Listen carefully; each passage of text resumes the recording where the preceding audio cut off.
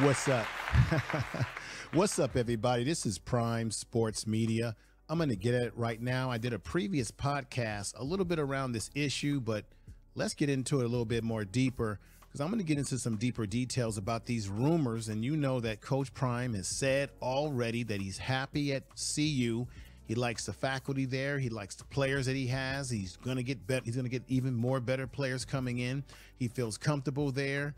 And I'm going to give you the reasons why I don't see Coach Prime leaving CU anytime soon. In particular, this is why he's not going to take the job at Texas A&M. This is why he's not going to take the job.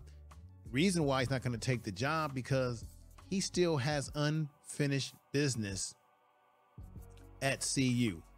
Okay?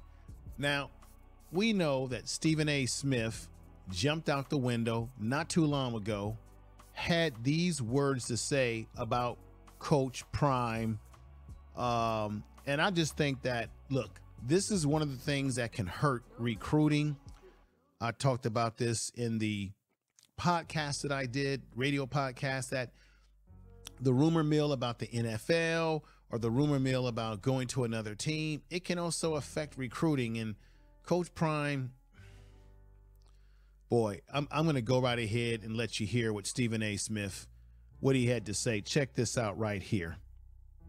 Dan Orlovsky brought up the name Deion Sanders for Texas A&M. That's what I've been saying. Deion Sanders in the SEC with that vault that they have available to them, with them hogs that he could recruit, because he doesn't have them at Colorado and he ain't going to get them. Deion Sanders, I don't think they'll do it. He could not beat my Wildcats last weekend, that's for sure. Texas A&M, primetime Deion Sanders in the SEC, that needs. Whoa. That's what. Now, one of the things that I didn't like about what Stephen A. Smith had to say right there, as he made the assumption that Coach Prime can't get the big guys to come to CU. And I talked about that in my radio broadcast as well. And this is something that I think I wish he would have never said. He's underestimating and undervaluing the skill set of Coach Prime to motivate players to play for him. Either here or there, he made these statements. Now, let's go and let you hear what Coach Prime had to say when he had a press conference and he was asked this question at the recent press conference that they've had before they get ready to prepare for Washington State for this Friday. Let's hear Coach Prime right now.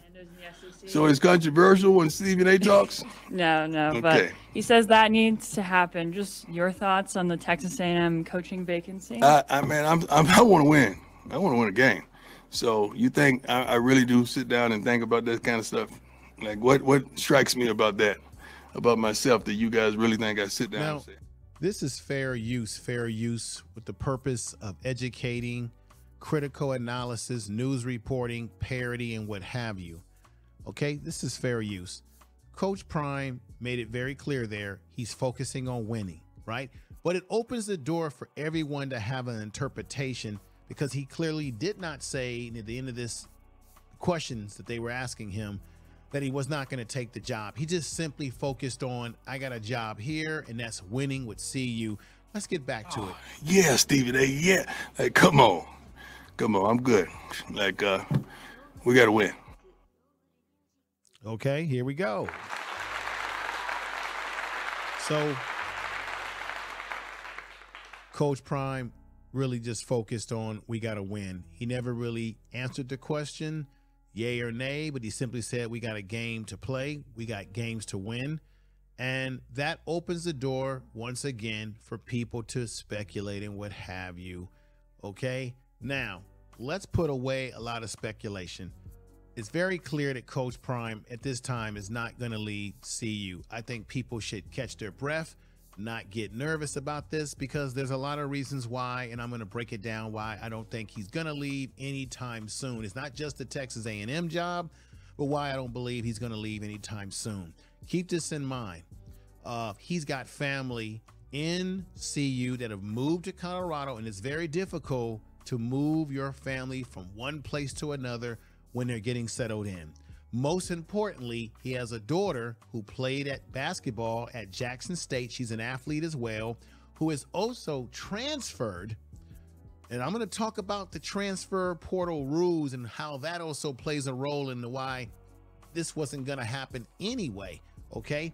Now he has his daughter here who has transferred from Jackson State to CU and is now playing on the women's basketball team. So now he has a daughter that's already getting herself acclimated to her teammates, to her coach. Why would Coach Prime want to strip his daughter of that experience, of her collegiate experience as a basketball player? Because he's very much into his kids, into his family, and what have you. So I don't see Coach Prime doing this, making a move like this to Texas A&M or any university at this time, and I think no time soon, because his kids are getting acclimated. Another reason why I want to make this point to you all out there, Coach Prime has clearly said several times that Shallow, who I'm going to put up here, right here for you to see, Shallow is coming back next year, okay, as well as Shador is coming back, okay, to play their last year of college eligibility. He wants to coach his kids, his sons, through their college collegiate career. And then he says the plan is for them both to go to the NFL, to make it to the pros, and go into the draft together as a duo almost, okay? So that's another reason why this isn't going to happen, for lots of reasons. You've got the issues of the NCAA and their transfer portal issues. Okay, so keep that in mind. I'm going to break down just a few passages of why it's going to be very difficult for them to do that. Now, another area that is the most important, I think, to this is the mother. We're talking about Deion Sanders' beautiful mother. Now, from what I understand, the mother loves Colorado. They love the scenery. They love the environment. His kids love the environment. Shador loves the environment. His daughters love the environment. So why would Coach Prime uproot his mother, who is now taking a liking to the community, and the community is taking a liking to his mother? These are things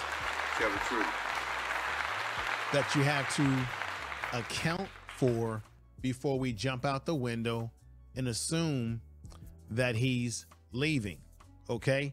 Not to mention that he's made a commitment to a lot of his players. Let me put these slides up here, okay? He's got players that have transferred over, like a Savion, who came over from Jackson State. He's got young men, as you see right here, Jimmy Horn, Dylan Edwards on that picture right there. This young man, Anthony Hankerson, who has played with the team since a year ago when they were 1-11. Okay, Coach Prime is committed to winning. He has talked about how he sees this team doing great things in the future, and he can definitely recruit top recruits to this program. That go Jimmy Horn Jr. once again. Another picture of a player on the team. We got Cameron Craig, who has had a great year so far. And of course, there's Travis Hunter, who we all hope that he stays for another year. You know, he's NFL ready, probably, or damn near. So we got to keep that in mind, that he has a commitment to the players on his team. Shador as well has gotten acclimated to CU, his teammates there. So why would Coach Prime run over to Texas A&M? Okay, now they got the resources and all of that, but he has not said he's going to take such a job, and there's some issues that will play a role. Stephen A. Smith, I'm going to say this again, he likes to say things to grab the headlines. He likes to wants to let you know and give you this thinking that he's a big insider on what's going on.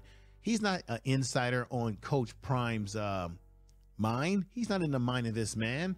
He can't tell you exactly what Coach Prime is going to do. If anyone knows what he's going to do, it's not Stephen A. Smith, it's Coach Prime, okay? So we got to keep that in mind. Now, I want to break something down to you. Now, when you look at Shedeur, these are the rules when it comes to transferring in the NCAA, okay?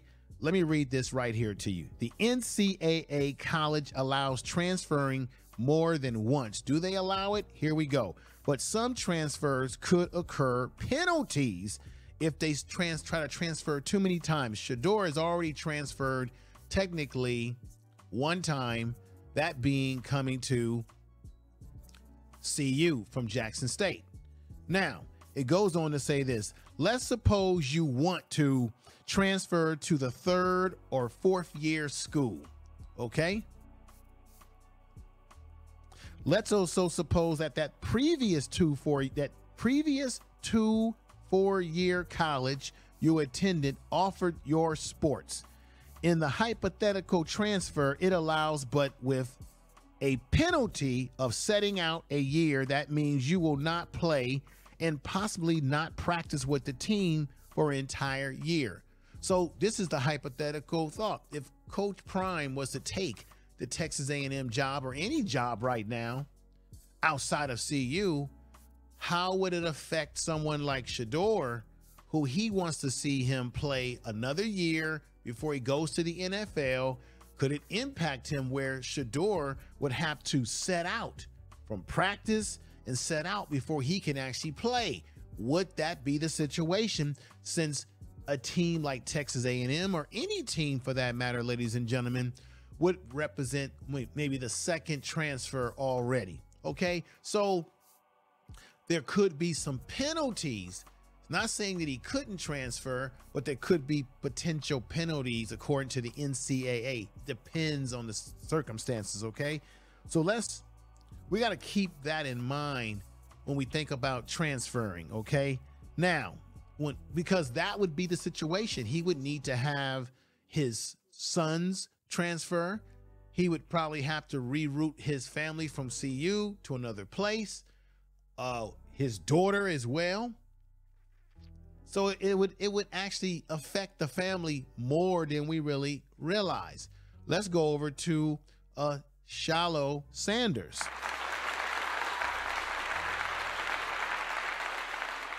From what I understand, Deion Sanders graduated from Jackson State, but keep this in mind. He also transferred originally, if I'm not mistaken, from South Carolina, where that was in the SEC, where he got recruited. So transferring from South Carolina to Jackson State, Jackson State would represent the first transfer, number one. Then he left Jackson State. He graduated from Jackson State, right? He graduated from Jackson State and he came on board to CU. But there's some rules about graduate, because I believe Shedeur is a graduate of, he is a graduate of Jackson State. So he would fall under the NCAA rules for graduate students as it relates to transfer. Hear it out right here. The NCAA graduate transfer rules. You can participate in sports as a graduate. Here are some of the requirements to do that, okay? You must graduate from your current college or university. Have at least 1 year of eligibility on your 5-year clock. You must be going to a graduate school that has your sport. So now,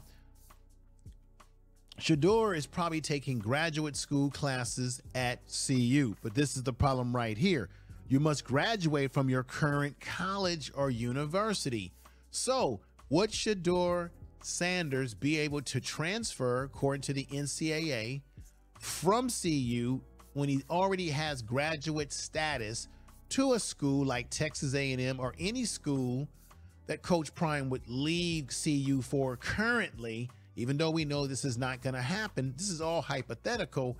The question is, he probably would not be able to, because technically he would have had to finish his graduate program at CU already, and he would have to still have some years of eligibility that would still have to be a part of it. So this is the fundamental reasons, really, because of family, why Coach Prime wasn't going to take the Texas A&M job and probably is not going to take any job right now anytime soon, at least in the near future right now, because he's coming back for the 2024 season. He already has young men that are coming in that he's recruited. So I think Coach Prime is a man of character, and I don't think he's just going to leave the school, leave them hanging after just 1 year, and also leave the players that he has recruited and the players that are there, because he's a man of principle and character.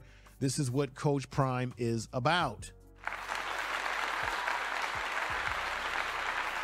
So we have to keep that in mind when we started speculating and listening to people like Stephen A. Smith, who I know he's a guy who likes to have inside information.